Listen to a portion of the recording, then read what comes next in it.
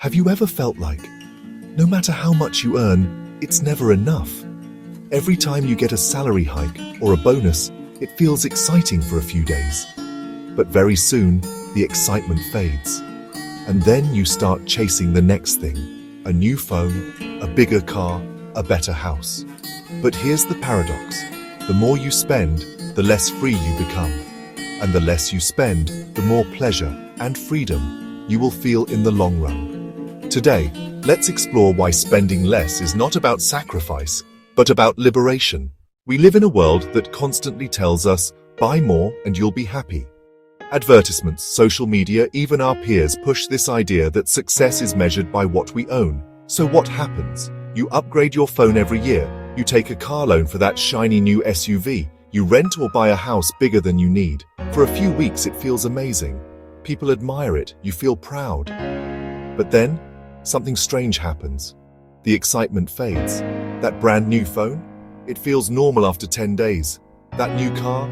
Soon it's just another vehicle stuck in traffic. Psychologists call this the hedonic treadmill. We adapt to new things so quickly that they stop bringing joy. And then, to feel happy again, we look for the next upgrade. It's like running on a treadmill. You keep moving, but you're not really going anywhere.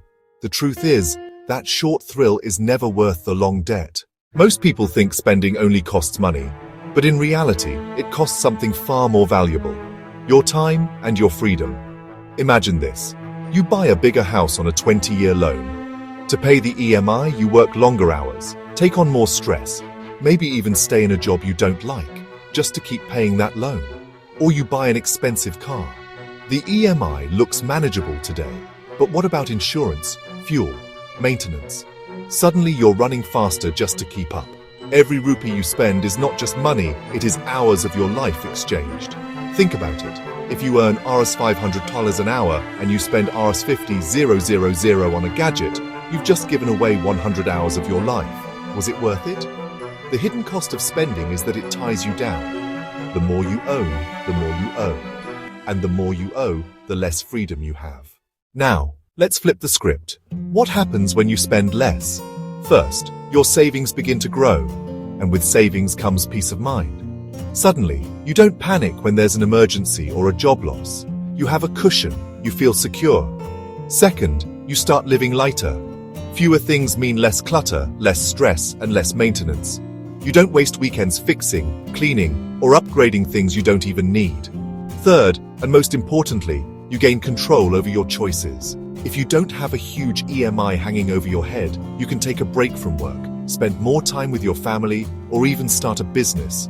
Spending less gives you options. Options give you freedom. And freedom, that's where the real pleasure lies. This is why people who live simply often appear more content. Their happiness doesn't come from constant shopping. It comes from not being trapped by it. Let me give you a simple story. Two friends graduate together and get jobs. Both earn the same salary. The first one buys a car, rents a fancy apartment, and upgrades gadgets every year. He's admired by everyone. But he's also stuck with big EMIs. Every month, he's waiting for his salary, worried about payments. The second friend chooses differently. He buys only what he needs. He rides a bike instead of taking a loan for a car. He rents a modest place, saves money every month, and invests. People may not admire his lifestyle, but guess what? In 10 years, he has financial freedom. He can quit his job, travel, start something new, or spend time with family without worrying about money. So who's richer? The one with expensive things or the one with freedom? Real wealth is not about what you own. It's about how much of your life you control. Spending less is the first step toward that freedom. Now, you might be wondering, how do I start? Let me share a few simple practices. Buy what you truly need, not what impresses others. Every purchase, ask yourself, do I need this, or am I just showing off?